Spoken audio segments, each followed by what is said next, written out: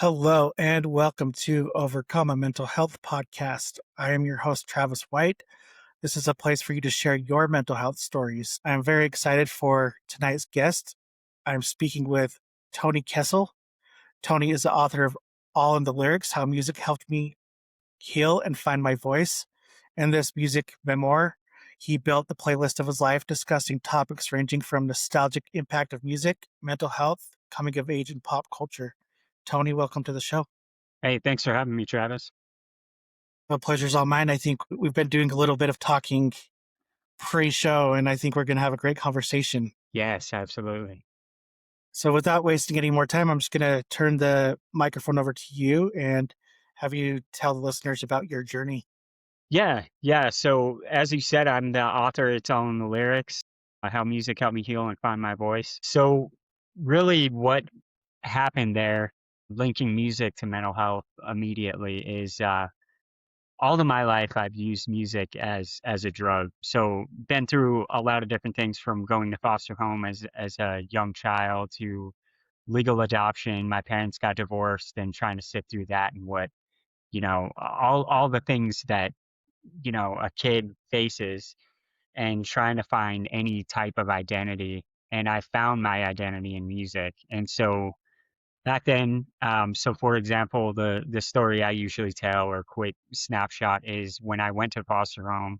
I was like trying to figure life out, and I was sitting in the back seat of my foster dad's 1992 Ford Tempo, and we were driving, and the window was open. As the wind's blowing through my hair, Garth Brooks's "That Summer" came on the radio, and obviously the lyrics to that song is way inappropriate now, but like, and it's not what I was feeling. But there's this desperation that is in the music and these undertones and the lyrics that made me feel something. They made me feel alive. They made me feel that hope, despite such a desperate situation, was possible. Really, what it came down to is, serve in the military. I'm a full-time member of the New Mexico National Guard. So I've been doing that for about 6 years. And all of the mental health stuff, in terms of like trying to break this cycle that I didn't appreciate, and trying to establish an identity. And then I went on a deployment, came back, and ended up getting a divorce myself, and I had a child in that first marriage. So it's like the very thing that I hated, I repeated in my life. And so going through all of those things, and just song at a time, basically, like what piece of music did I use to get through that moment? And it's not all dark, as mental health never is. There are ups and downs, there are high moments. Most of my high moments are in mosh pits, in concerts, and but or a new discovery of an album that reawoke something in me. So yeah, after everything, as far as my divorce and coming back from my deployment, and kind of hit the skids, and had a really severe bout with mental health stuff, to the point where I didn't immediately I have suicide attempts, but I didn't immediately seek help. And it took like my first panic attack before I started getting into that. And basically the indicator to me was when I started losing interest in new releases and music altogether. And so really just getting on the other side of that, finally seeking counseling, doing what I needed to do to get better and heal and forgive myself and forgive people in my past, for mistakes that were made. And really coming to the end of that, I went to a Garth Brooks concert again in 2017. And as I was going to this concert, I was at Drill in Roswell, New Mexico, and I was driving back to Las Cruces. And I was listening to Garth Brooks, and I went on this trip, just this nostalgic trip of like life in the 90s and how things were different. And, like I looked back and I was like, man, I didn't even imagine that my life would pan out this way. I never meant to join the army. I have a degree in political science. I was the first college graduate in my family. And so it's like all of these things, you're like, how in the world did all of that child that felt so helpless listening to Garth Brooks, how did he get here? Well, went to the concert, and as you know, he retired in 2000, which kind of forced me into other music. I moved from Garth to naturally 90s country, and when country artists didn't do what Garth did, I started like shifting over Radio Rock, Everclear, Fuel, Matchbox 20, that type of stuff. And then I took a hard turn. My first rock album was Creed's Human Clay. And so once I got into that, it was like point of no return. I grew up in a Christian home, and so Assembly of God, and they were like, "Oh, music is satanic. You're not allowed to listen to it." And so for a long time, I was like, "Oh no, like stay away. Country's okay. Rock is bad." As I started getting into rock and understanding the lyrics and the darkness and really finding the hope, I took a hard turn into like new metal, Korn, Slipknot, Drowning Pool, System of a Down, Coal Chamber. I could go on and on and on. Well, as I'm coming back from this concert, I put my iPod on shuffle and I was driving back to 3 hours and my favorite songs were playing and I kind of took the rest of the trip. I was like, man, this is crazy to think like that little kid who's so optimistic, so happy, so healthy, didn't even know how bad my life was to this point where I'm fully aware of how bad things can be, but to see the healing and the redemption one song at a time. I basically decided to build the playlist of my life or the soundtrack of my life one song at a time.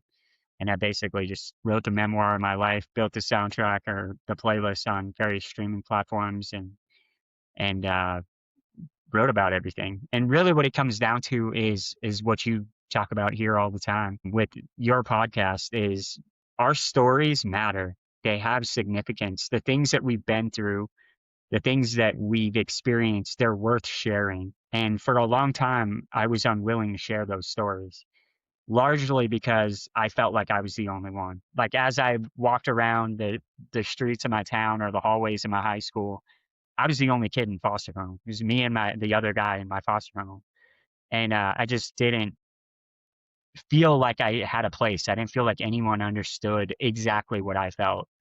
Well, as I've moved on and started sharing pieces of my story, I'm finding that people relate to things a lot more than I would ever admit. And it's through having conversations with dudes like you that I'm starting to realize that not only is there healing in me hearing what you have to say, there's healing for you in me sharing what I have. There's a connection to be like, wow, I'm not alone. I don't have to suffer through this.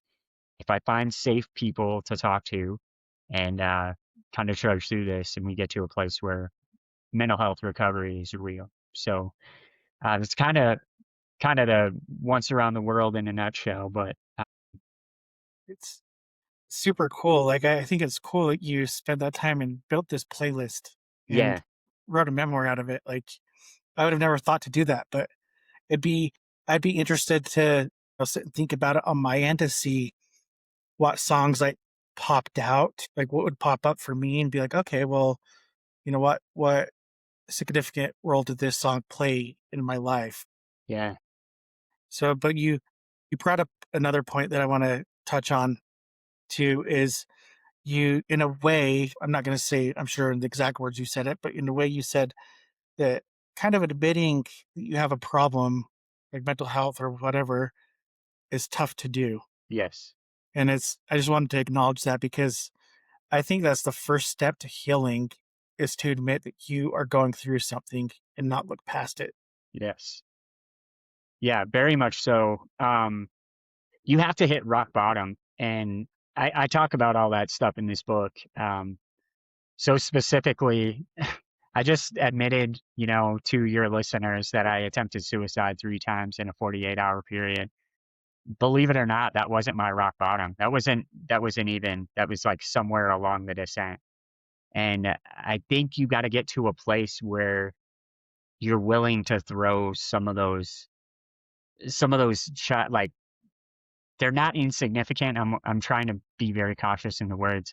It feels so terrifying to be like, hey, I need help, and being willing to admit that, but still, it is freeing in a way, and it becomes a certain point when you hit rock bottom. Finally, is you have nothing left to lose at that point. So let me spin it back on you because Yeah, that was in the promo stuff. That was kind of the question, and that's the discussion. Really, I want to yeah. start is like if you were to build your life's playlist, what songs would you put on it? And that's kind of what I want people to think Do you have any examples from your perspective? Like one song that was like, dude, this was the song and it was there in that moment where people didn't Let's have the words.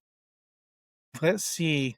I know one song for sure that would go on it, and I honestly at this moment can't tell you why. I've just been in love with the song. It's like one of those ones that I can listen to. It just helps me when I'm having a bad day. And it's Chiodos, the word's best friends come redefined. Is that what it is? The word best friend become redefined. And I think it's because when I first heard that song, it's like it just resonated with me. Like it's musically, lyrics and everything. I'm just like, you know what? This is one of my go-to songs when I'm having a hard day. Even though it has nothing to do with having a hard day. I honestly, if I'm thinking about it right, it's more of like let's see, I'm trying to think of, yeah, it's because Craig Owens writes more about almost like past relationships and that type of stuff. But Yeah. that would definitely be on there. And then I would say, I don't know what particular, but a Garth Brooks song would definitely be on there. And I'm not Yeah. just saying that because of you mentioned his name. I'm saying that because I listen to him a lot and he's there in a lot of my like childhood memories, like especially with my dad. Um, and my mom, I would say I would put a Celine Dion song on there. I, My mom was Celine Dion as well, man. That's crazy. my playlist would be all over the place. Yeah. Mine is. It's Yeah, I I think it's really cool that like the Garth Brooks song is kind of it's like to me it's almost like that defining song that made you realize that music is a coping mechanism. yeah. Yeah. And it's like I said, I mean, you pay attention that summer I just told you about being a metalhead Yeah. and like when I left high school and went to college, like I went as a metalhead, so no one knew that I listened to 90s country. On my deployment, Lone Star came through, and I was a huge Lone Star fan. You know, I was one of those Mm-hmm. guys. I'm like, Garth Brooks is my favorite male artist, Mindy McCready's my favorite female artist, and Lone Star is my favorite band. Like, Yeah. I segregated so I could still call them all my favorite. Yeah. Yeah, so I loved Lone Star, and Lone Star came through Kuwait on my deployment, and I deployed with Tennessee, which is why a lot of these country dudes came out, and people were like, "How do you know these songs, man?" They Hey, see me at my they didn't dad's know. Yeah. listening to Slipknot, and I'm in the back, like, already there. They're like, "How do you know this Yeah. song, Kessel?" I don't know. So Yeah. I've been through that metal phase too, or metal emo, whatever, yeah, where that's basically all I was listening to. And I hated country for a long time. yeah, And then back in the day, my fiance, who's now my wife, got me to start listening to like Luke Bryan and Cole Swindell. okay, And I was like, so we went to a Luke Bryan concert, and he's fantastic live. If you ever get a chance to see him, he's just a good entertainer. But I was like, okay, I can do this. I can do this. And then from there, I've started getting into more country. It's like, I don't want to, I don't listen to the heavy stuff in front of my kids. yeah, yeah, But I do have a question for you. So, there's, all sorts of songs, and we've talked about all sorts of genres and stuff. How has the meaning of certain songs changed as you've evolved and healed? yeah. That's a really good question. So there's certain songs, and I'm a huge music fan, love concerts, hang out in like you remember back in the day chat rooms, like I used to hang in music discussion chat rooms on WinMX and try to find new albums all the time. And like as you're talking to music fans, they're like, oh well this song like I went through this tragic thing while this song was playing and I can't listen to it anymore. For the most part, music like it's still binding it. I still feel it's very teleportive, if you know what I mean. It's like Mm-hmm. anytime I hear that summer, I automatically imagine myself and I get that feeling of being a helpless 8-year-old child in the back seat of that vehicle, wind blowing through my hair and just being like, man, what are you gonna do? Like, these people don't know you, your parents don't want you, like, what are you gonna do? That desperation, I feel it, but I still love the song. Like, it over time, because that song is about an inappropriate relationship between a farmhand and a widowed woman, but over time, that song, it felt hopeful then. There was this desperation, but, like, this moment of connection and unity that I didn't understand back then. But now it's like, look at how far you've come. Look at that day and then look at today. Look at how much certainty you've obtained. Look at how much you've healed. Look at the connection that you had with your parents, even though you went to foster home. I think that's some of it, and it will always be my favorite song. Like, I will never stop liking that just because of what it did for me. Yeah. When no one else felt like they were there, Garth Brooks was. So I got like this almost like parasocial relationship with Garth Brooks. Like, if I ran into him, I'd be like, "Hey man, remember?" Like, he's like, "No, I don't. I've sold over 100 million albums, man. I don't know you, you know." And I think that's part of it too. Is like these these people being the artists that I listen to kind of gave me the courage. The whole obnoxiously long subtitle is literal. Is find my voice to tell my story, but also like I'm sitting in my home studio right now. Yeah. So like writing and recording music to be I used to want to be a rock star when I was a kid, but now it's more so like what do I do to give people what has been given to me? You know, how do I write about dark times and move that on? So really I think that's the power of music is that you do have the ability to see how far you've come and you get to reflect on that moment. Some people, like I said, they're like, "Oh, I can't." I was huge into corn. Eventually, I entered into the faith community and became a Christian and like gave up all my secular music for a little while because I thought that's what I had to do. And you would think one of the darker periods in 2004, like corn, I'd be like, "Oh, I can't listen to them." I couldn't immediately, because I went through a period of suicidal ideation when I first got into college as well. And I blamed corn because that's the easiest, the scapegoat is to blame Yeah. the music, right? But eventually over time, I was like, you know what? Like they made me connect. They made me understand that there is a darkness. And whereas Garth Brooks is like, dream is like a river, like everything is super hopeful and everything's awesome. Well, Corn was like, nah, it's not. Like, there's abuse, there's neglect, there's pain, there's torment, there's bullying, there's like all this stuff that people refuse to talk about. And they're just thrusting it on the main stage on MTV and Yeah. forcing people to look at themselves honestly. And I think that's how music continues to transform for me specifically is being able to look back at that stuff with fondness and realize how far your journey has taken you away from that point, that desperate dark point.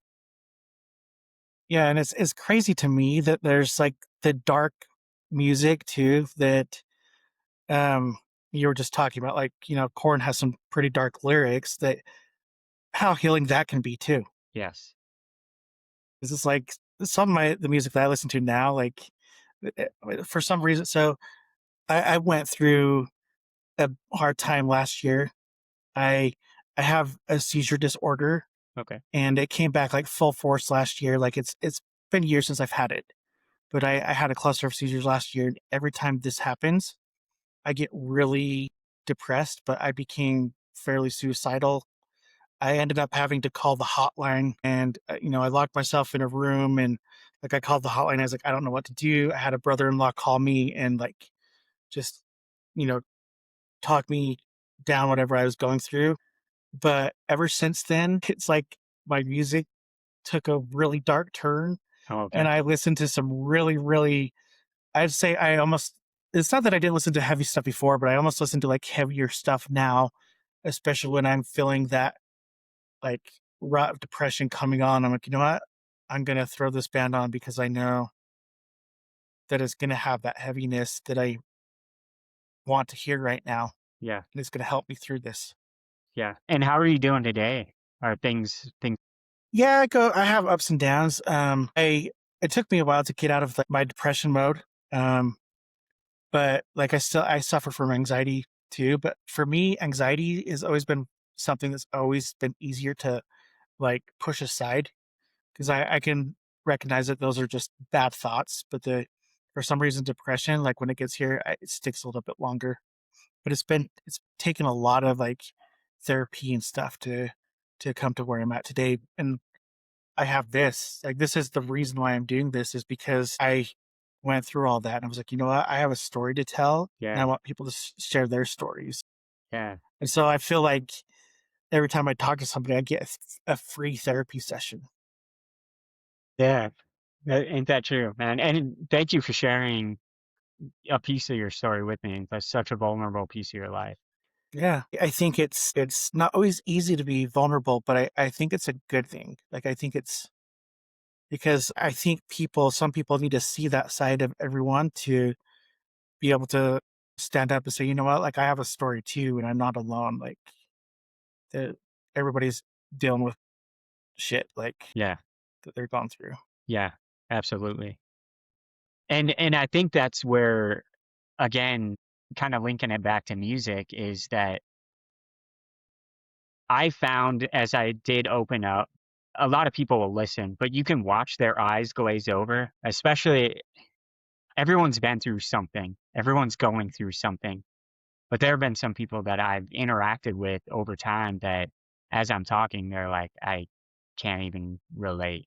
Like they don't know what it feels like to want to end your life, to take your own life. And you just watch their eyes glass over as you like, and you're like, all right, you're not a safe place. Not You're not a dangerous person, but you definitely You don't aren't the understand. target Yeah. audience. Yeah. But music, you know, Garth Brooks had a song, I Don't Have to Wonder, for his album Sevens. And so basically, are you familiar with the song that I'm talking about? Hmm. Yeah. Yeah. When I was a kid, I was like, this poor dude, he's got to watch his ex-girlfriend get married, and it's so sad, and he's standing on this bridge and he's very sad. It wasn't until later when I got into metal that I was like, that dude killed himself at the end of that song. He threw the ring off the bridge and he's like, I'm gone. It's over. The whole angels sing like thunder, like he ended his life. And so you're thinking about it and like now all of a sudden I'm like, why would anyone ever want to do that? Yeah. Foster home and, you know, juvenile detention, all the things that I went through and how the thought never crossed my mind. I was like, oh, life's still awesome. But yeah, they will listen to a song. They won't necessarily talk for 40 minutes or an hour or 2 hours or go to a therapy session type, but they will listen to a song and be like, I don't, that makes me feel something and I don't know if I like it or not. And it makes them have to enter, and it's that same vulnerability that you and I are talking about and sharing such a tragic or traumatic moment in our lives that makes art what it is you need that vulnerability, to truly connect with people.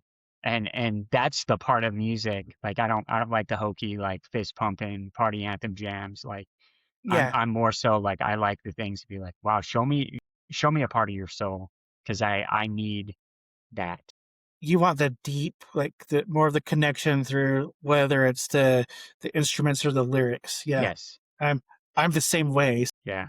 That's awesome. Yeah. And we got something in common there. But I was just thinking of a side note, it's kind of off topic, but something that you made me think of just a few minutes ago was I remember like my wife was like, "Why do you like all this heavy stuff?" And this was like a while ago because I feel like some of the heavy stuff now has gotten darker than it used to be as far as like the lyrics go. Because you have a lot of, I wouldn't necessarily call them Christian hardcore bands because they don't like to go by that genre, but like you have like Under Oath and The Devil Wears Prada, Yes. kind of that John, Yes. like those mix of bands that Norma Jean could probably be thrown in Yes. there, Yeah. where they used to, they sing kind of in a way about God and like good things in life, where may not be the case now, but Yeah. I would always say, well, they're screaming about God, right? Yeah. And she's like, well, you just can't understand them. I said, well, I can understand them. And I said, and you listen to R&B and the pop stuff that talks about sex and drugs, and Yeah. so I feel like I have a higher up than you. Yeah. She's Yeah. like, no, I don't see it that way. But anyways, Yeah. quirky little side note, Yeah. He's like big three. Devil Wears Prada. I love they just came out with an album last week and I'm loving it. I'm loving it right? so much. Yeah. It Have has you heard gained a lot of. Flowers? Oh yeah, I've listened to it a few times now, and it's Waves, right?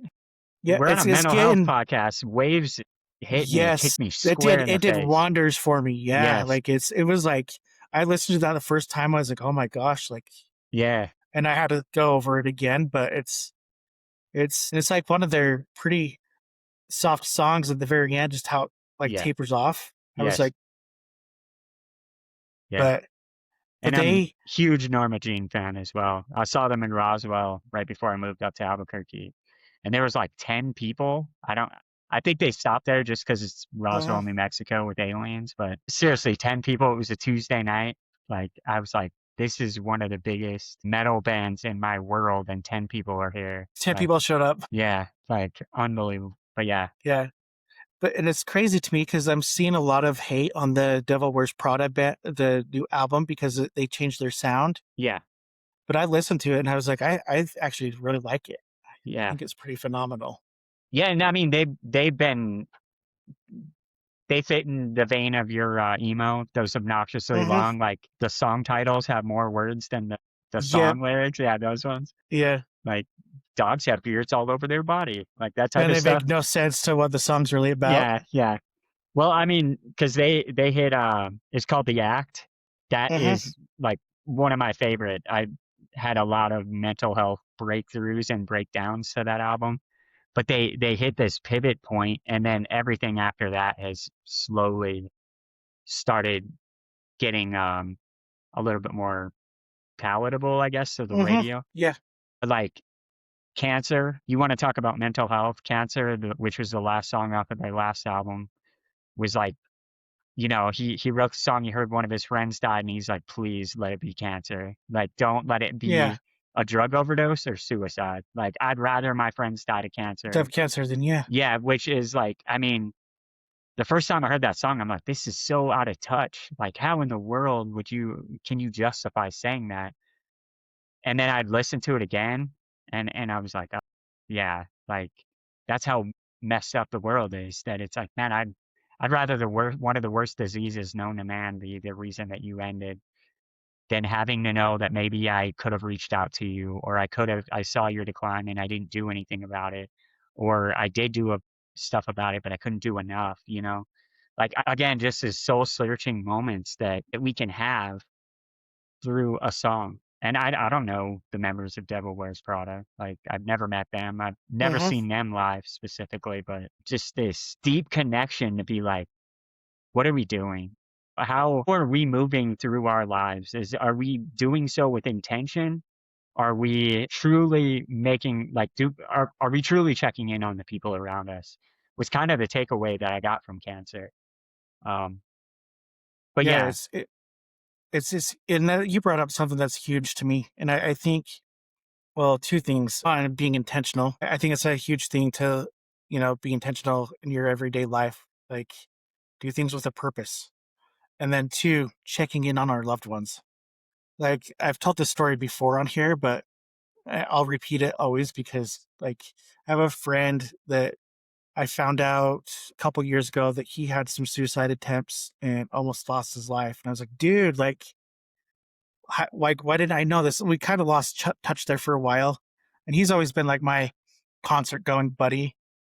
Um, but I was like, well, how did I not know this? And it almost put, like, I felt bad and almost put like a pressure on me to, like, to be more involved with those friends that, the ones that I was close with at one time. I mean, we're all in different parts of our lives now, like, but like when you can, like, reach out. Like, yes, I tried to reach out to this guy at least once or twice a week just to see how he's doing. yeah.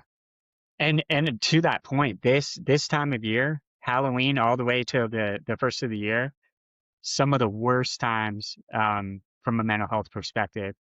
And a lot of people, one, you're busy, like everyone's busy and they're doing family things and they're, you know, going and doing all these things, but you look at like the financial pressure of, like rising consumerism and needing to buy more and more and more and more, and just not being able to live within your means or wanting to do more or just this time of year. And then, it's supposed to be the happiest time of the year. Thanks. I'm supposed to be thankful. I'm supposed to be happy. And it's really difficult that if you're going through depression or you're anxious, you'd be like, well, I don't have a right because I'm supposed to be thankful. Well, you can be going through a crisis and still be thankful. So, I mean, anyone listening to the podcast and military communities specifically, we as leaders push it out like check on your soldiers, especially during the holiday season, because it's so easy to be lost or left behind in this time because we're so busy. But it takes a second. We're all doing stuff, and it's easy to be like, "Hey, man, we're gonna go over do this Christmas hayride thing," just making something up. Why don't you come along, man? Just tag along, and there's just those little fleeting thoughts that you have to be like, "Hey, I wonder how so and so is doing." Shoot them a text. We are talking about stand-up comedians pre-show, right? And I'm a huge fan of Josh Johnson. He's a Daily Show correspondent. He's wrote for the Daily Show, and he's writes a new hour every night almost. And he had this one set where he was like talking about the TikTok trend of dudes calling each other, wishing each other sweet dreams. You know the joke I'm talking about? It sounds familiar. Yeah. So like it's basically this TikTok trend where dudes would call their buddy and they'd be like, "Hey man, just seeing what's up. I just wanted to wish you sweet dreams." And you watch dudes have different Yes, reactions. yes. Yeah. So some are like, why are you calling me? They get all like defensive. Some dudes like on the verge of a breakdown be like, "Nobody ever calls and checks in on me, man."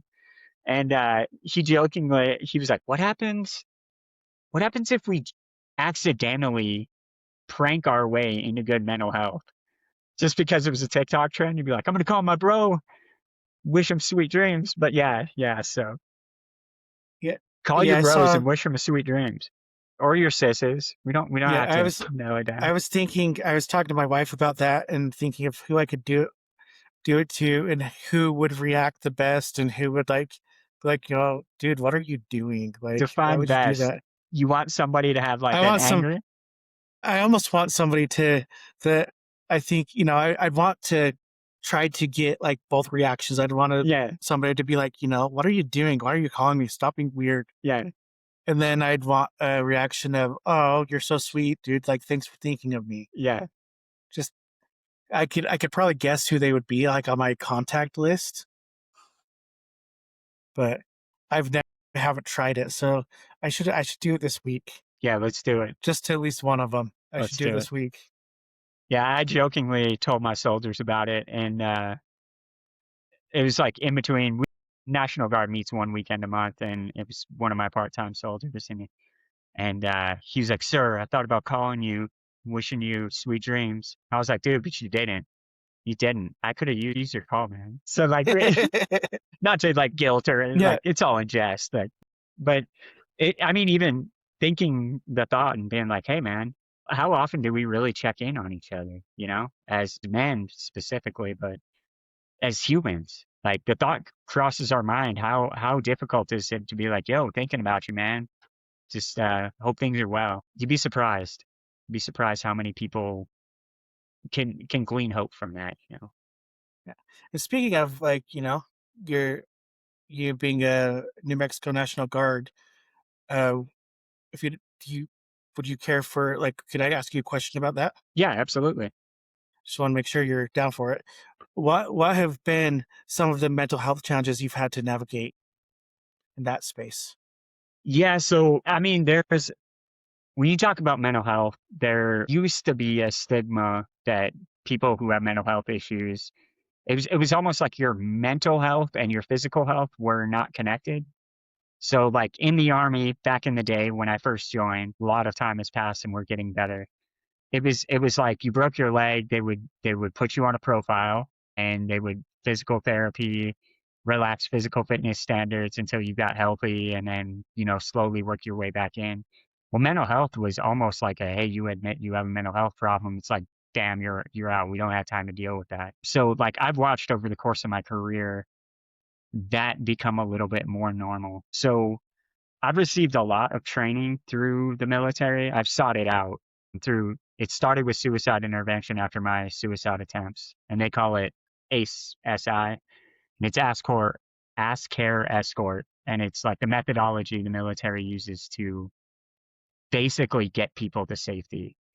And as time has passed, I've received more and more. I became a certified mental health coach through the American Association of Christian Counselors, just to kind of take another step back from the traumatic moment of, suicide intervention, all the way to about 2 months ago, I attended resiliency training. So it's like at the source. It's like, what do you do to interact with people on a normal basis to build their resilience so that they're more capable of addressing adversity when we inevitably face it.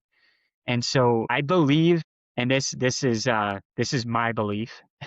I believe that everyone that enters the military enters with a little bit of a discrepancy in terms of to do what we do, you have to have a coldness about it. When you talk about, matters of life and death is pretty much in every situation. And then there's this morbidity that you could be doing, routine convoy and all of a sudden people are dead. And that hasn't been my experience.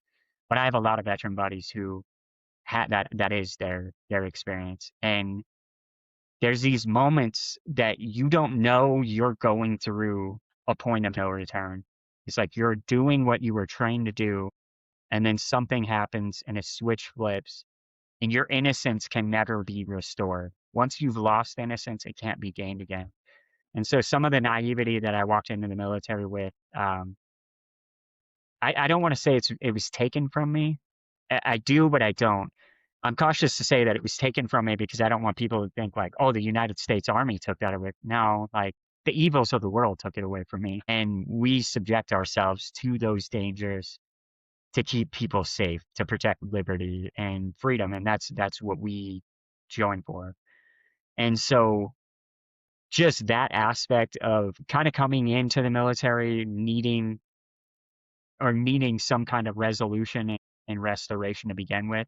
I've gotten it, but I've also had moments where it made me realize that maybe I wasn't as resilient as I thought I was pre-military. So yeah, it is just like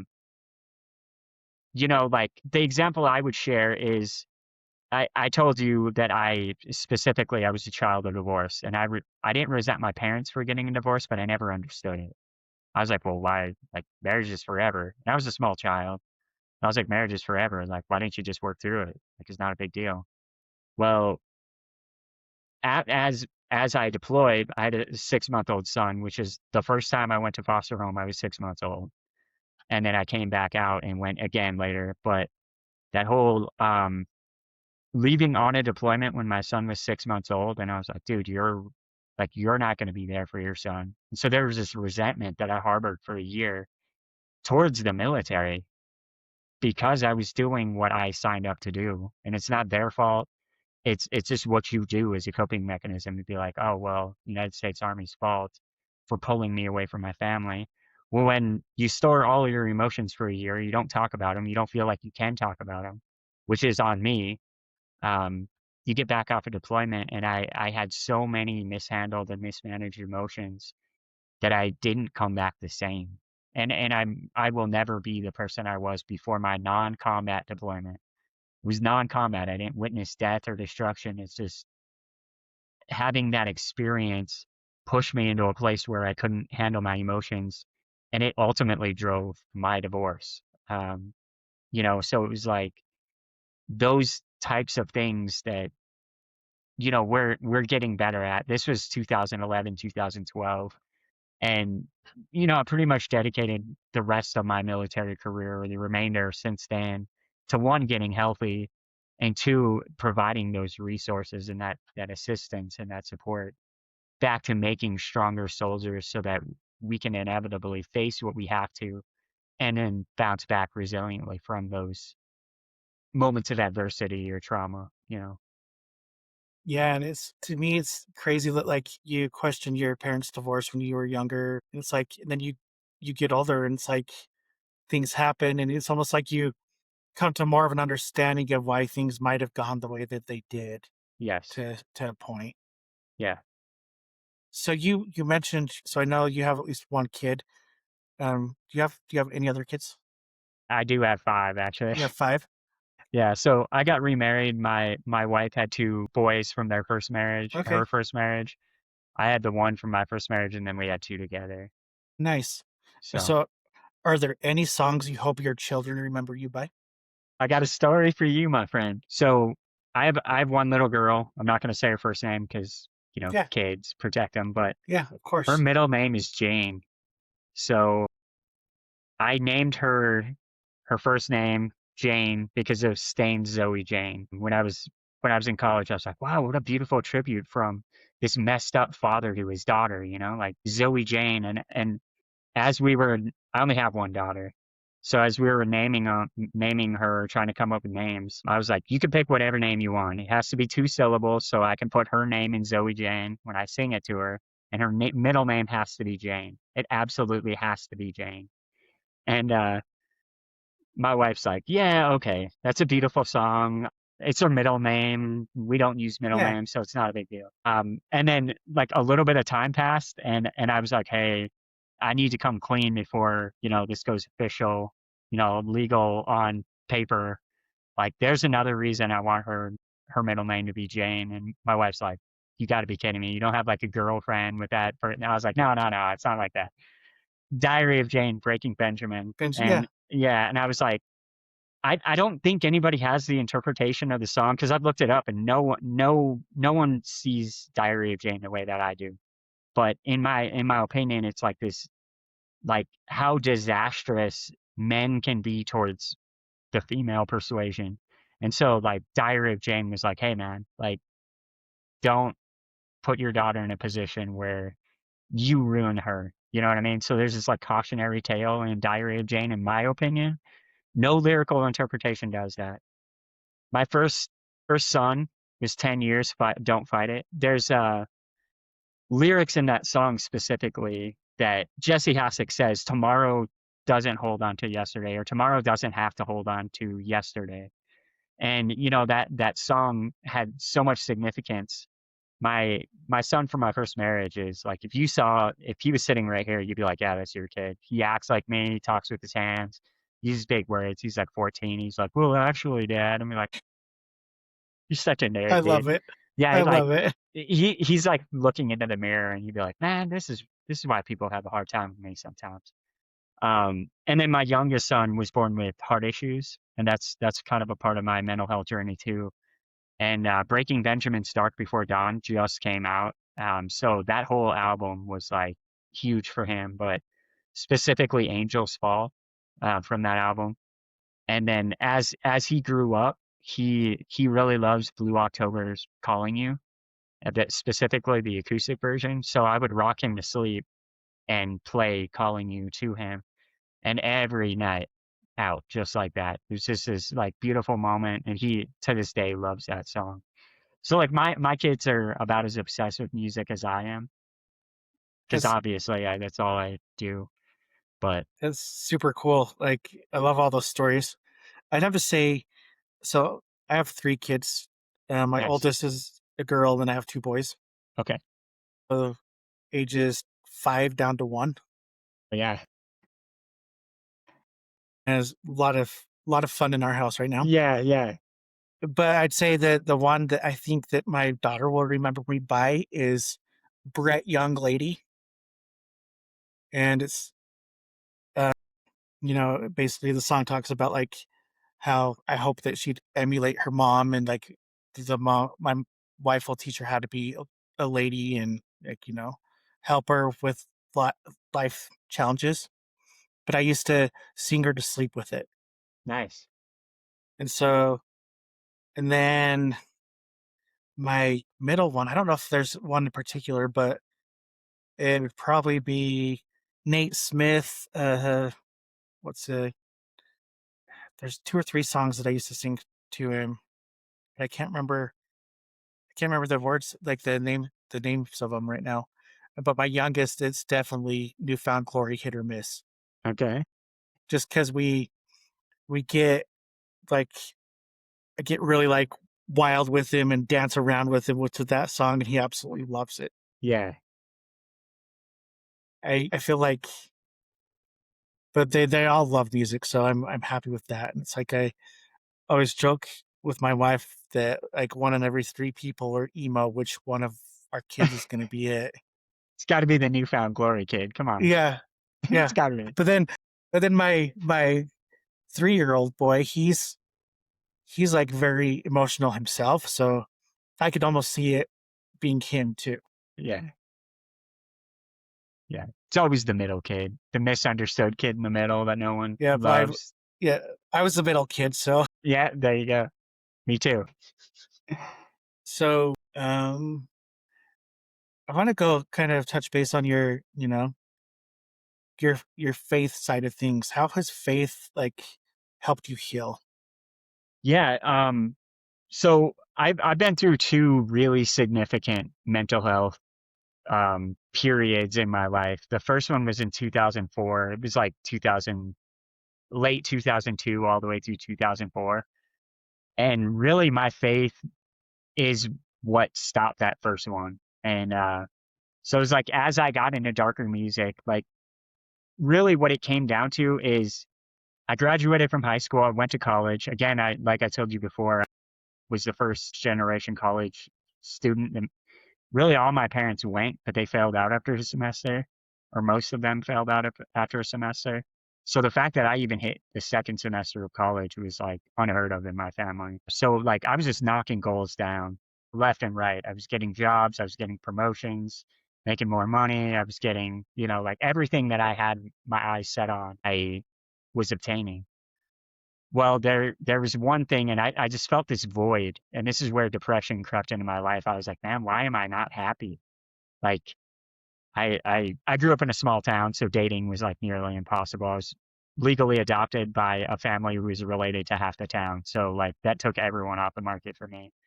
And I was not an okay person. I don't want people to be like, oh, he had plenty of no, I wasn't dateable either. Like I want to be clear about that. But yeah, so like I got to college.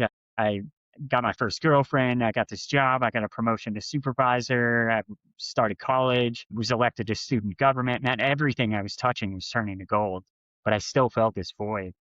And I was like, oh, it's got to be, like it's got to be because I'm not in a band. Like that's got to be it. Like I grew up in Southwest North Dakota, so you can probably vouch as much Well, as I can.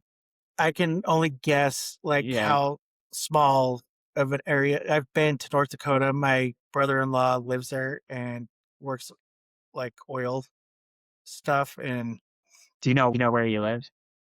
I've been Sounds like there, my part of the world. but I honestly cannot remember the town of it. If you named a few, I'd probably Is it recognize the name. But Williston? yes, Yeah, that's where I was born. it's right around that area. Yeah, yeah. So my hometown is 80 miles southwest-ish from Williston, but I was born in Williston, actually. So yeah, and so I was like, man, if I got into a rock band, if I got into a metal band, and we joke about emo. I hated emos. I was a goth kid, so the whole South Park like the goth emo thing is Yeah, real when it we're is real. They're very true to very what they do on South Park. very very real. And it's crazy because we have the same experiences, we just do different things with the emotion, Hmm. I guess, which is very relevant to talk about on a mental health podcast. It's like life has let you down and emos get sad about it and goth kids like get introspective and read Edgar Allan Poe. You know what I mean? Hmm. So, but I consider myself a goth kid listening to Corn, and I was like, man, if I had a full finger claw ring with the drama face on it, I painted my middle fingernails black, I dyed my hair black, I had a Corn shirt with a giant middle finger on it, those Hot Topic pants, like I'm super skinny, you can tell. I could The waist of my pants were smaller than the openings of the legs on one of the like I could seriously put one leg and live in it. And then we'd like go to movies and sneak 2-liter bottles of Mountain Dew in the movie theater in our back pocket. Like, yeah, so it was like I was like, if I join a band, then I'll finally be happy. Well, I could never find like there was like two bands, and I quickly got ruled out of one. There's this kid who listened to a lot of Machine Head, and I was just like, I can't. I love Machine Head, but I just can't. I couldn't at that time be in that kind of band. So I eventually started a band with one of my coworkers. It was a Marilyn Manson cover band, and we basically rewrote Marilyn Manson songs. And it was like no matter what I was doing, I felt like I was like I should be happy. Like I'm obtaining everything. There's no reason why I should be feeling what I feel. So really, I went to a Presbyterian church when I was little. And I remember that when I left North Dakota, 20 below zero plus a wind chill, I was like, man, I felt warm. Like I felt love. I felt something different. So I actually was like, maybe if I go to a Bible study, there's this Bible study with this teacher who only came once a week. And so I was like, he's only here once a week, so I can go to his Bible study. I can live my life. I can just be a sinner the other 6 days, and he'll never know. He'll be like, oh, he's always so like, whatever. So I figured I could do what I needed to do, feel good about myself for a little while, never have to commit to anything, and everything would be all right. Well, this Bible study teacher, it's a really long story. I talk about it in the book, but I go I go to show up for this Bible study, and he'd been inviting me for about 15 months.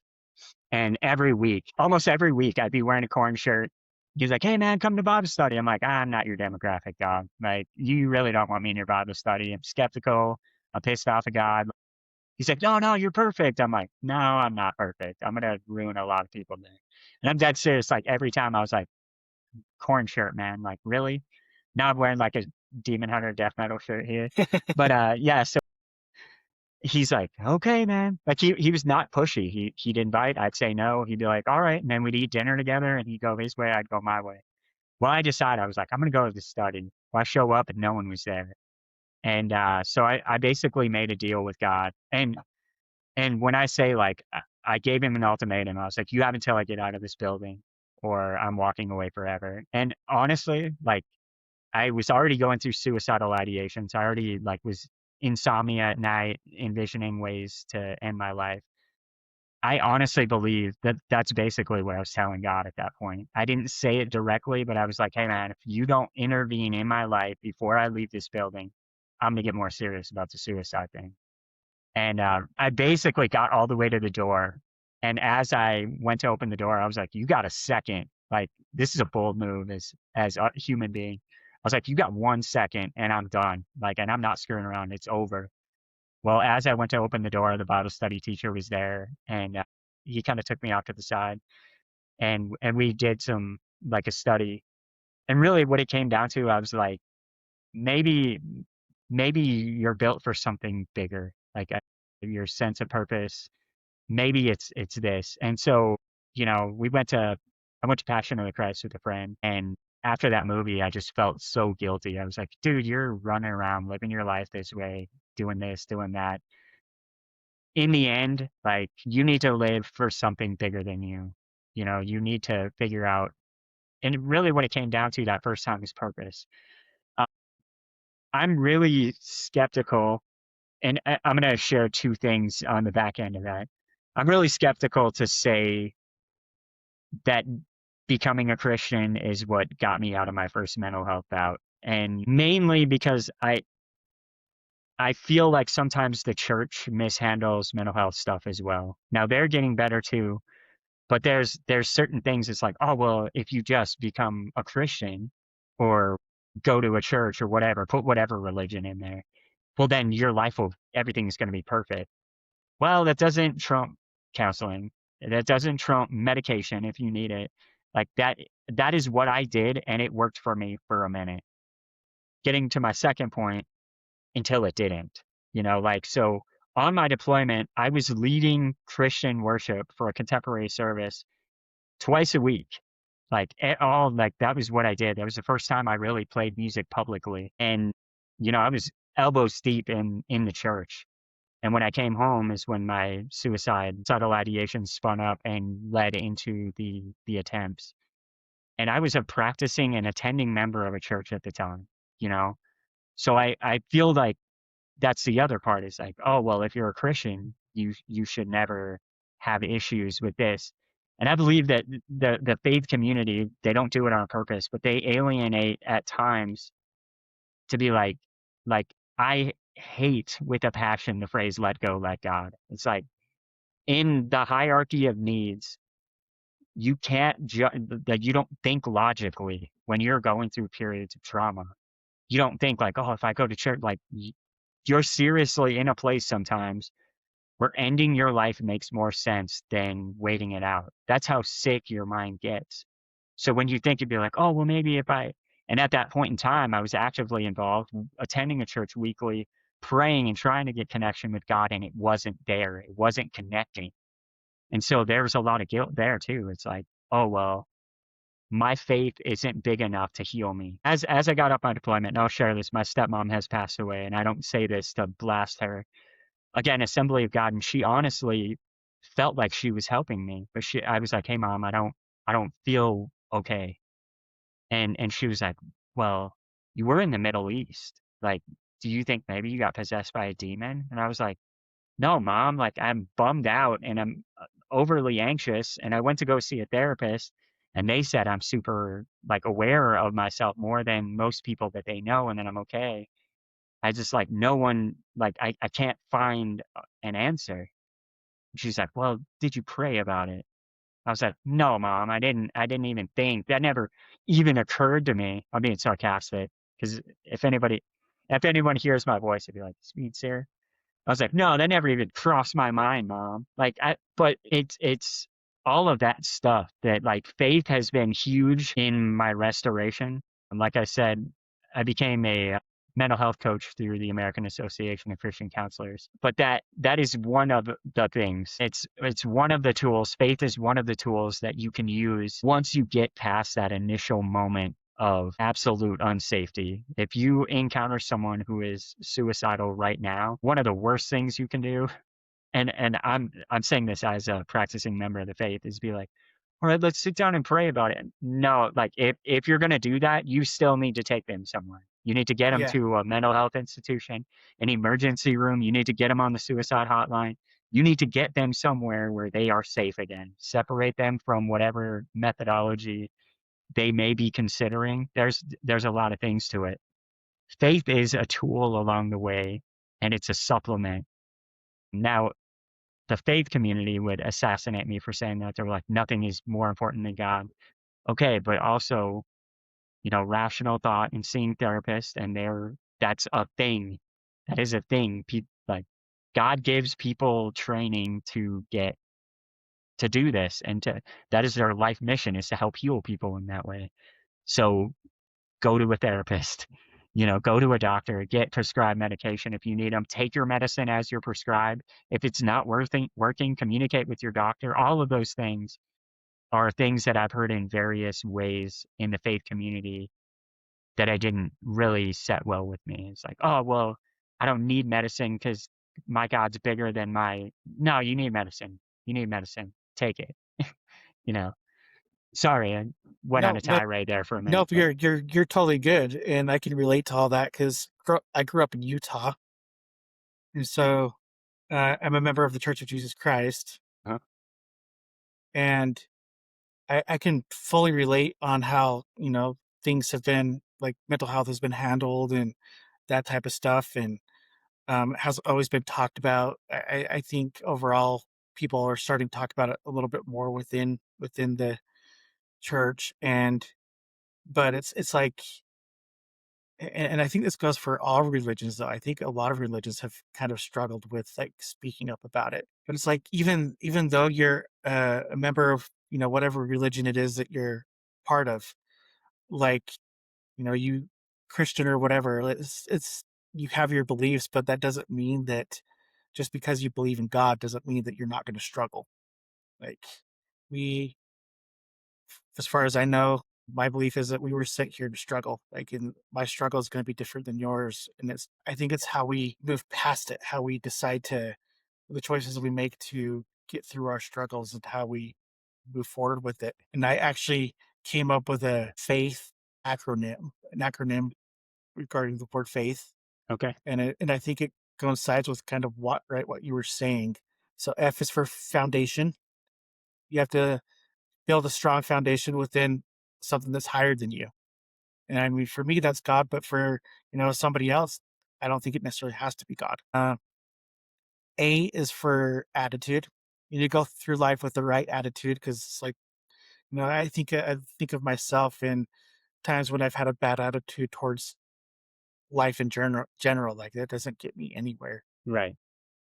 I is integrity. Just live with life being honest, like be true to yourself and true to others. T is for trust. You need to trust yourself and the ability to make decisions, and you need to build a community of people that you trust to help you through. And then H is humility. Just be humble. That's awesome. That's a really good, basically like way forward and reminder. Um, yeah, and so to that effect, we actually, my wife and I, because my wife is a combat vet, she also served on a couple deployments. She's a veteran herself, and we ran a mental health support group. There's pure a mental health peer support group. So we're not licensed, we're not therapists, we're just people who care and we have a story. And so we sat when we lived in Roswell, we did this, and it was housed in a church. It was a faith-based type program, but like in some of the studies since then, you try to rectify, you'd be like, well, why am I so broken? You start thinking and trying to justify from faith perspective. Garden of Gethsemane was huge for me because I was clinically diagnosed with anxiety, and I'm like, well, I'm broken, and obviously I'm, in a fallen world, I'm this because of this or whatever. And when you pray and it doesn't go away, you're like, oh, I'm not, something about, like, you start to feel fundamentally busted, even as you're in therapy and trying to figure things out. But one of the most reassuring things to me was reading through the Garden of Gethsemane. So now there's arguments, did he actually sweat blood, or was he sweating so profusely it was dripping white blood?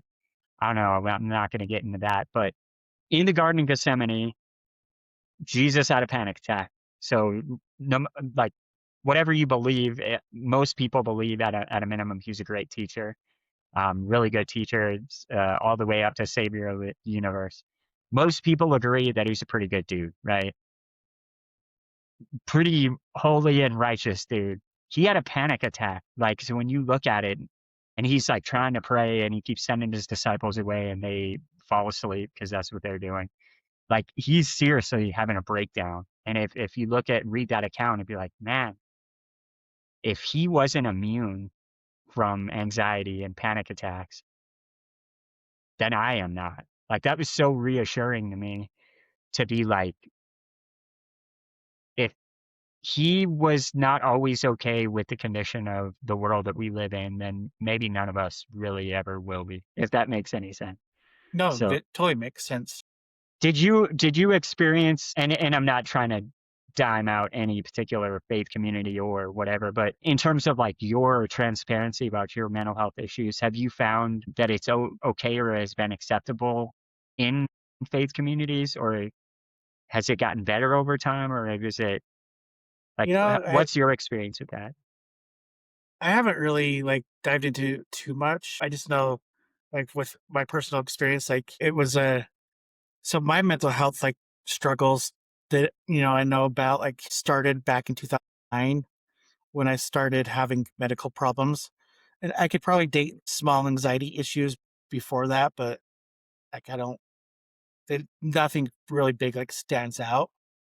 But I think it's more of the way that like it was talked about and members of the community it'd be like almost frowned upon of going through stuff. So I feel like it took me a long time to actually admit that I was struggling mentally. The medical condition was okay, but mentally, like It took me a long time because I was so afraid of people passing judgment. But now I feel like there's been more open discussion about it. That it's they're making it the church overall is making it you know a wider known thing that this is a problem that we're going through. Yeah, and So it's I'd say the experience has been about neutral. Like I wasn't like I mean I think overall most people within my community probably would not know that I have mental health problems. And it's not that I'm hiding it from them. It's just the neighborhood I'm in right now. It's like I don't know. Like I know people, but it's like I don't have like I'm not close to anybody. If that yeah, makes sense. yeah.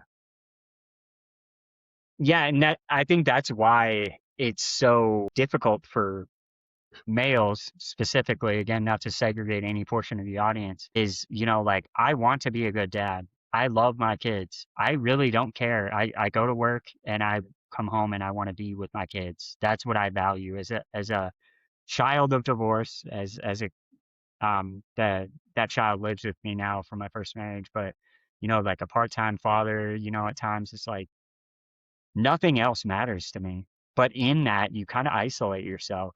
You can't share those types of issues with your kids. No, And for and sure. in that way, we as dudes trying to dedicate and invest in what matters the most to us kind of isolate ourselves to a point where we don't have the community to lean on because we've isolated ourselves. And every one of my buddies is doing the same thing that I'm doing. And it's so admirable to want to be a good father, to be a good husband, to be good in the home and helpful around the house. But in that, you cut yourself off from a viable part Uh, of the community. And I think that's part of the struggle with males in society with mental health is that when we need help, we're like, who do I even call now? You know what I mean? Like, yes, for sure. yeah, And I think that I want to add on to that because I think that like because I strive for that same thing as being the best dad, and I want to say that like I'm not always perfect, and I think that my kids have been taught me more about unconditional love and yeah, infinite love than anybody else because like I can mess up like really bad, like whether it's they do something and I yell at them for something. It's like they turn around and they're the most forgiving human beings, yeah, especially when they're at this young age. And I know they're impressionable, and it's like, but all I can do is like you know make sure that I'm saying sorry, and when they forgive me, they're so quick to move on, and they still love me.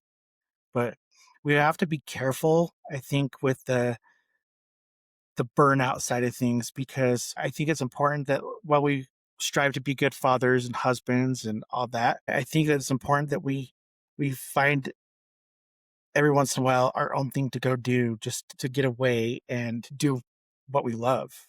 I had to I feel like since I started like having kids, it's like I started losing bits and pieces of myself. I hadn't been to a show for a long time.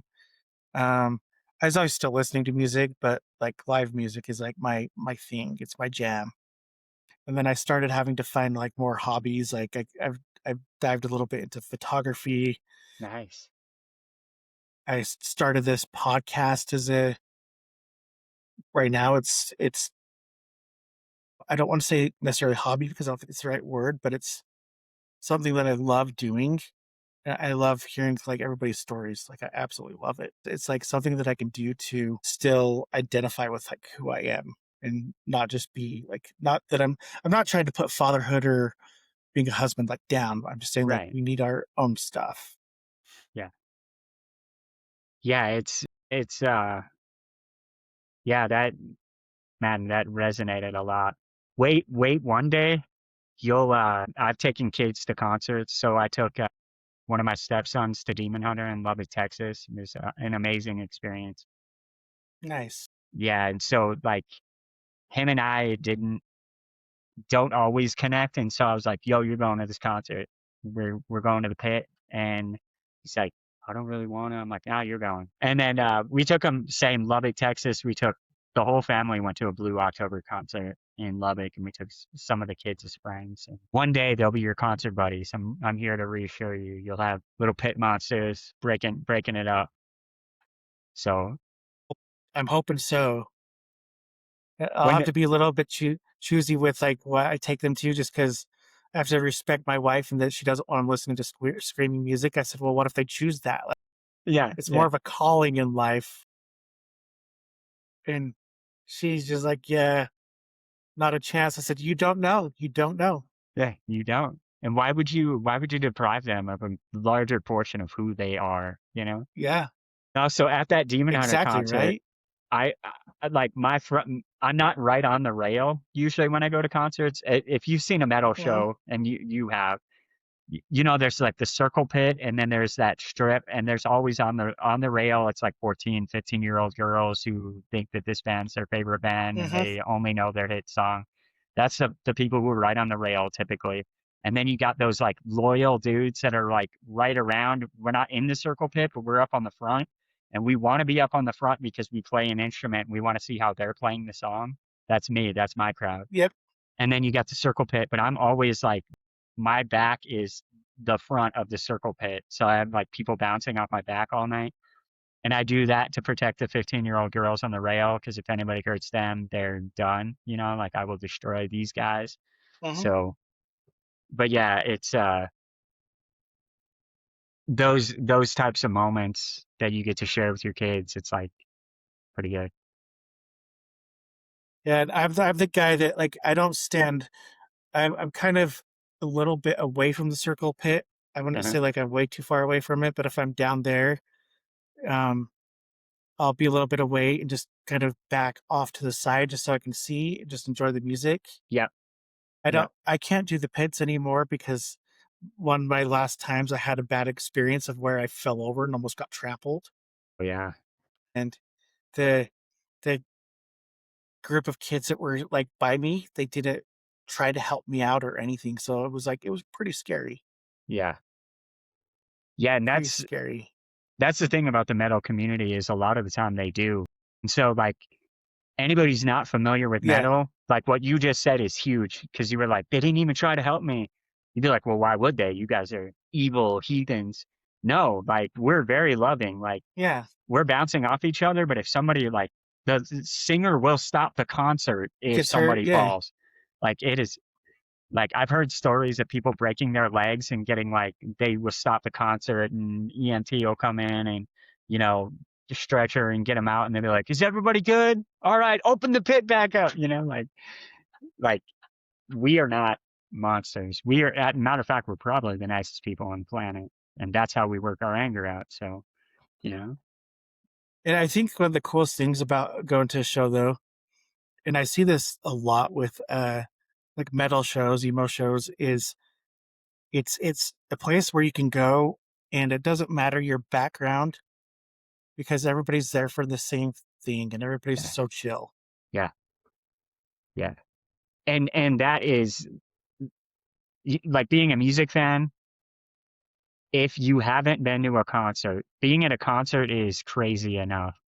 I've seen Garth Brooks twice, and I'm a huge Garth Brooks fan, so that like was an emotional experience to begin with. But heavy music, like in my experience, heavy music, there's this camaraderie. Like you're going through things in the pit, and you look over and you see someone else going through that, and you have this moment of unity without a word being said. And you want to talk like mental health, you be like full fledged, like spiritual almost connection to be like, yep, me too.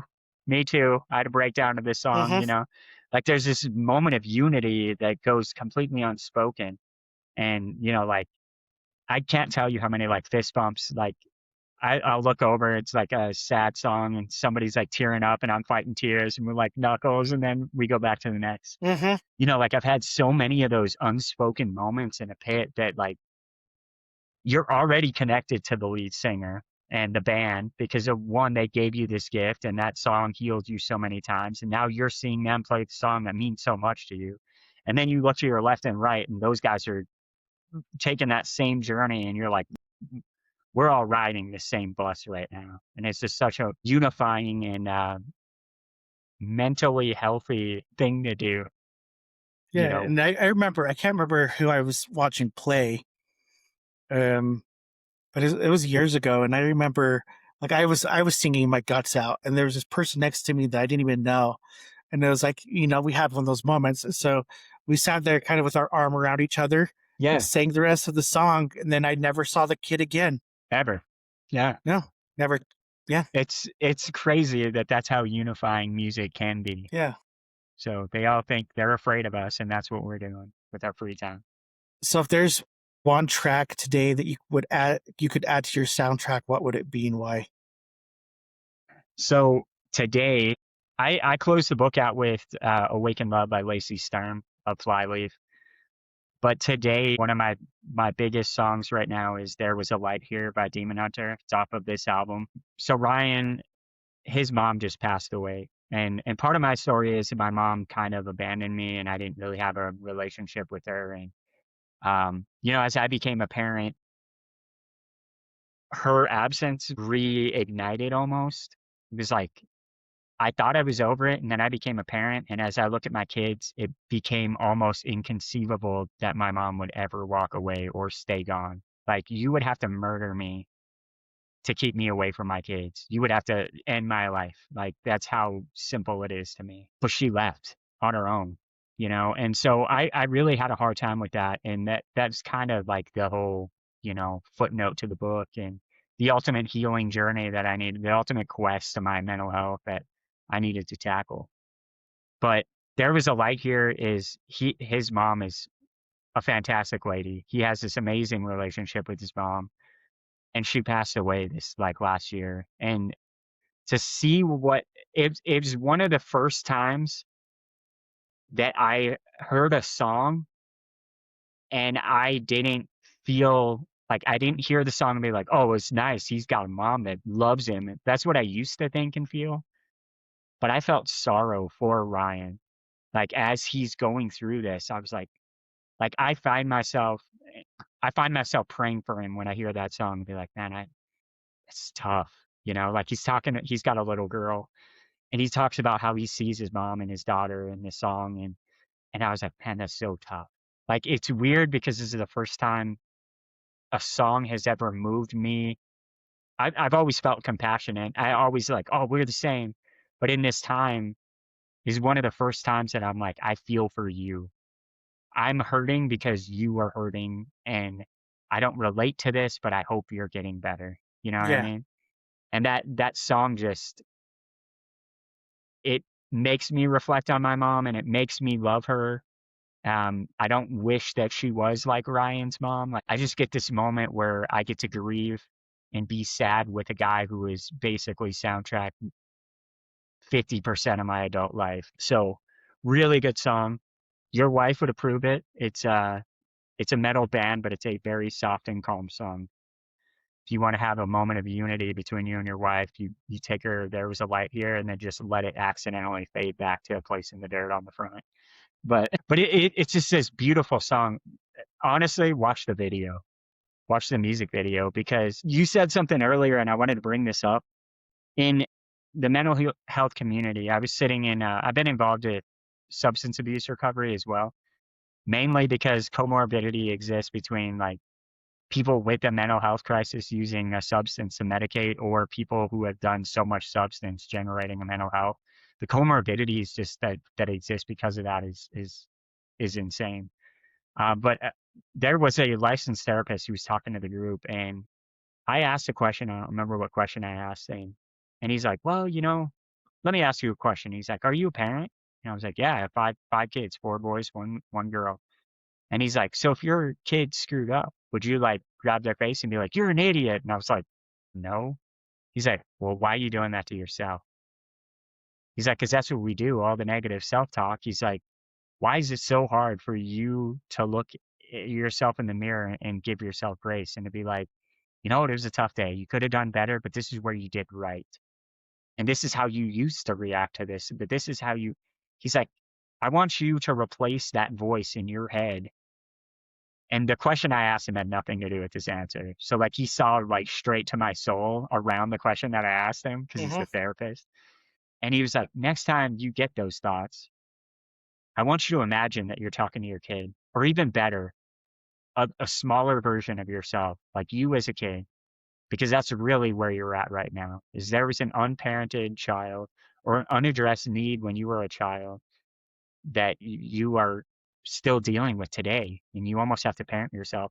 I remember like feeling so seen and moved almost to tears, and I was like, wow, that's amazing. But then there was also this sadness to be like, man, why do I have to do that to myself? Yeah, and it's, And no matter how great your parents were, you could have grown up in a fantastic home.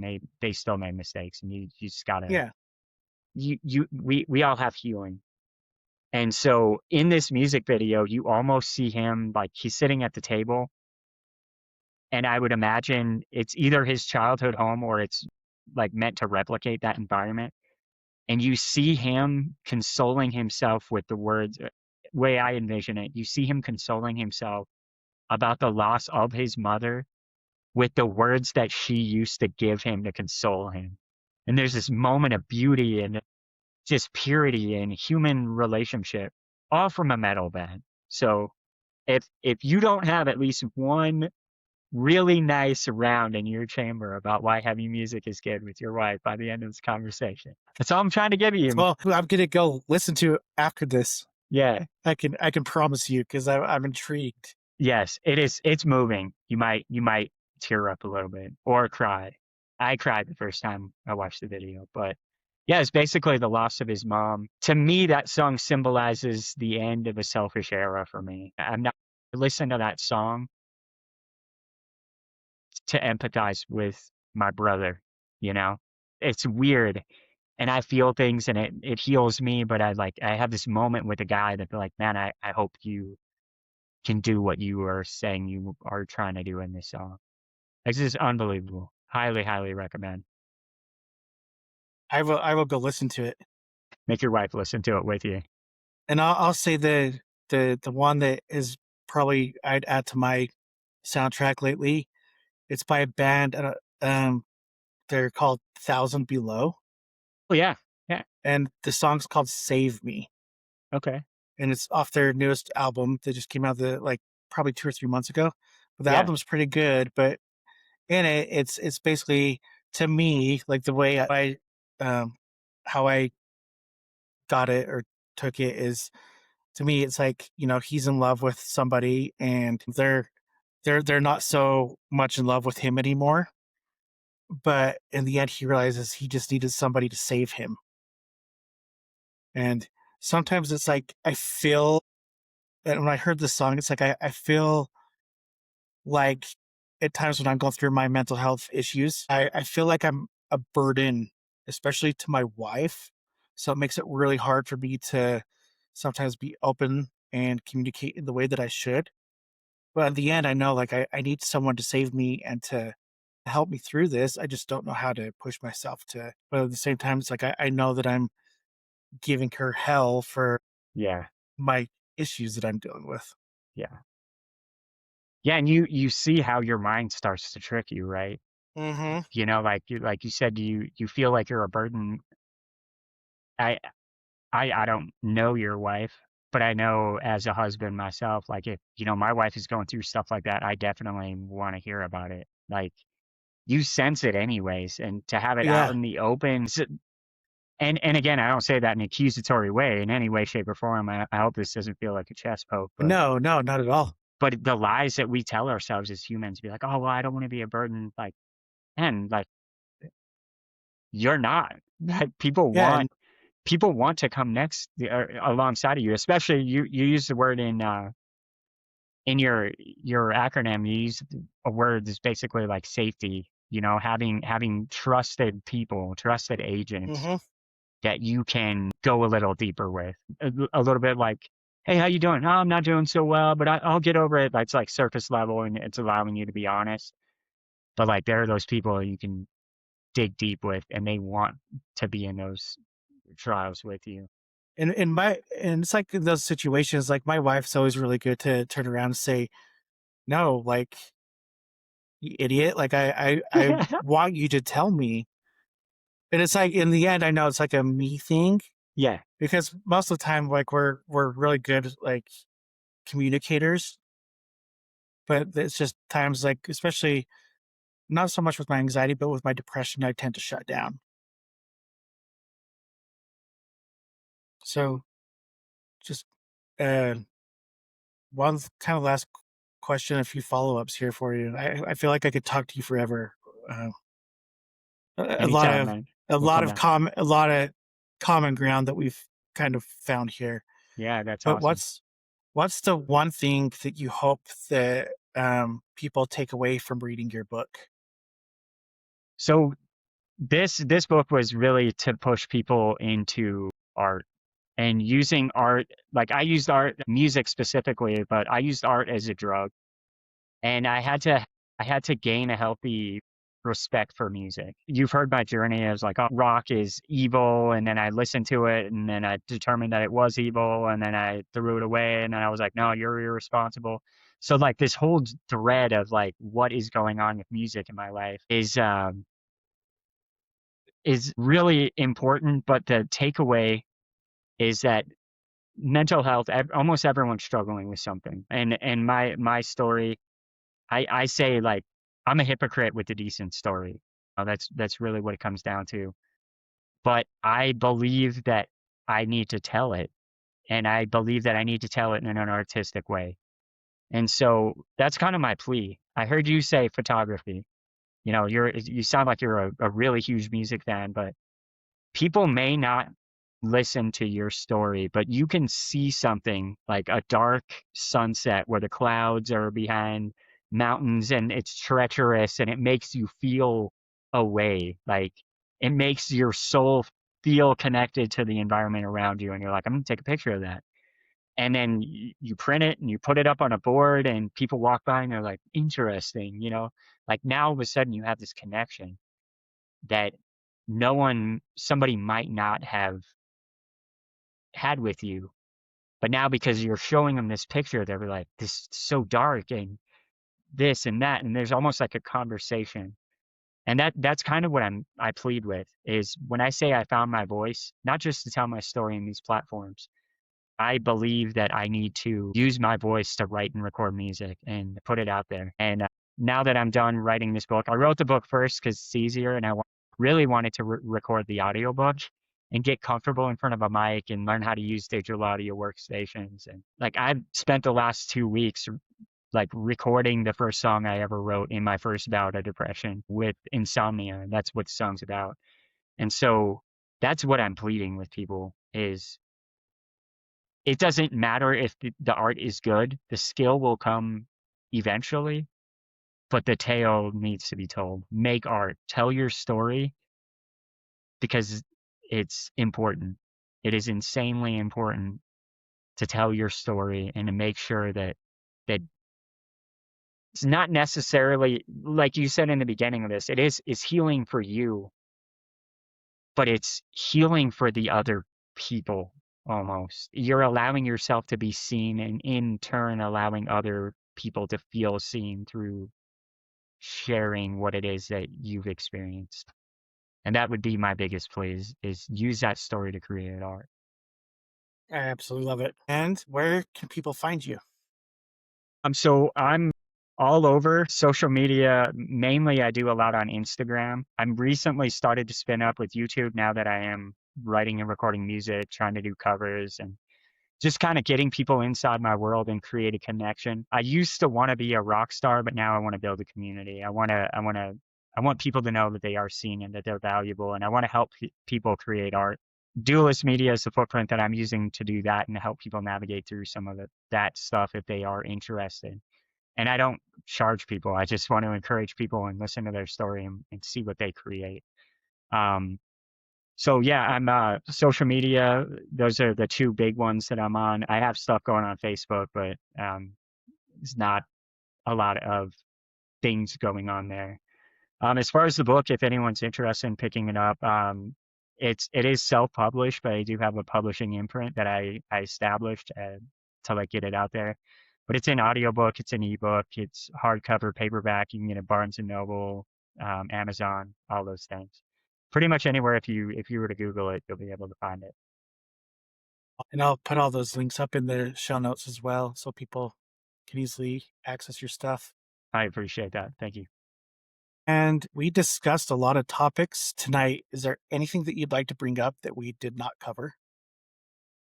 No, the one thing that I was afraid we wouldn't make it around to was the parenting yourself and the being kind to yourself. You know, like if you were to talk to your kids, what would you say to them? Or if you were to look back at a critical moment where you were mishandled or mismanaged and you could go back in time and sit down and hold your own little face and tell yourself one truth, what would you say and how would you say that? That's I wanted to make sure we got around to that. But I'll throw it out to you. If there is one thing that you could parent yourself in, what would you say to younger version of Travis? Probably, I've always struggled, and I'm being completely vulnerable here with some anger issues, and I think I'd want to overcome them. They come out every once in a while now, and it's like in those moments I get so mean, like I raise my voice more, but I wish this the one thing that I parent myself with as of right now. It reminds me of like there's a the children's book called Grumpy Monkey. It's I don't know if you're familiar with the story, but basically there's this chimpanzee that goes around and he's grumpy and he has a friend that's like, well, why are you grumpy? So he tries to get him to do all these activities. In the very end of the book, basically basically it says like, you know what, it's okay to be grumpy. Like it's okay to have those off days. So like I want to teach myself that it's fine to have those off days, but there's no reason. Like I have the right to be like angry with certain things or grumpy, whatever, but I don't have the right to be mean. And that's something that I need to instill within my kids that we're trying to teach our kids is like, you know what, you could be mad at the world, but you can't be mean to us. You don't need to be mean. And I think I need to do a little bit better at practicing what I preach when it comes to that. Yeah, that's beautiful, man. Thank you for sharing that. Yeah. Yeah. And that's the one thing that I would leave your community with tonight. Be nice to yourself, man. Like it's easy for us as we get better from a mental health perspective to look at others with more patience and to be to lean into other people's stories with kindness and compassion. Hmm. But we forget to do that to ourselves. You know what I mean? We're totally human, capable of error, and boy will we screw up. Hmm. But Over and over. yeah, the beauty of humanity is that we get to try again. You get a redo and you get opportunities to learn from. You know, I tell my staff at work, fail forward, fail faster and fail forward. And just to have that grace with yourself to be like, well, that didn't work. And like, what are we going to do next? And that is so important because I tend to be a lot nicer to other people, but I'm not really always as good to myself as I should Yep. be. Yep. I'm the same way. I would just hope that, you know, you, anyone listening to this, even in the future, that we take that time and just give yourself grace. And you're doing the best you can, I'm sure. If you're not, fix that, but still give yourself grace. And I think that's important one to touch is giving yourself grace. I think that's something that I try to emphasize as much as I can because I don't think we do it often enough. Right. I agree. Well, Tony, a couple of things. Thank you. Number one, thank you for your service and keeping this country safe. Thank you. And number two, thank you for spending so much time with me Absolutely. and having an enjoyable conversation. Absolutely. Or if you go ahead if you're going to say something, you look like you're. I don't want to cut you off. No, no. I was just saying, man, I feel like we left so much ground uncovered. So if there's ever, I'm not just going to invite myself back on your show, but if there's ever an opportunity for me to come back, I would love to. Yeah. So I You think let me we know. could go into a whole different level. Yeah, you let me know. I mean, I Yeah, won't be for mad if you sure. don't, but yeah, there's so many things we just barely scratch the surface on, man. So Oh, yeah, for sure. And thank you to everyone that listened. If you're a music lover, guarantee that this episode is going to resonate with you. So please share it and subscribe to our channel. You can find us on all major podcast platforms. Thanks again. Until next time.